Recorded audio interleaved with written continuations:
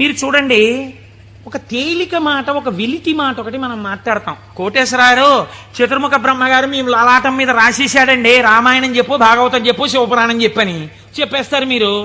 మా లలాటం మీద రాసేశాడు, చీకటి పడేటప్పటికీ మాకు ఎటో లాగేస్తుంది మనస్సు వెళ్ళిపోమ్మని, అందుకని మేము రామ్ పురాణానికి అంటాడు ఒకడు. అది తప్పు.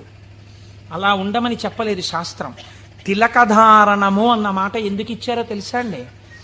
మీ యొక్క ఆలోచన సరళిని మార్చుకొని గత జన్మలుగా తరువుకొస్తున్న వాసనలని జయించడానికి, మీకు పార్వతీ పరమేశ్వరుల అనుగ్రహం కలగడానికే మీరు విభూతి తీసుకుని లలాటమునందు పెట్టుకుని బొట్టు తీసుకుని ఆజ్ఞాచక్రం మీద పెట్టుకుంటారు. ఇప్పుడు పార్వతీ పరమేశ్వరులు మీ లలాటమునందు వసించి ఉన్నారు. దీనివల్ల ఏం జరుగుతుంది అంటే, లలాట లిఖితారేఖ పరిమాస్త్రం న శక్యతే. ఇది కదా సామాన్య సిద్ధాంతం. బ్రహ్మగారు రాసిన రాత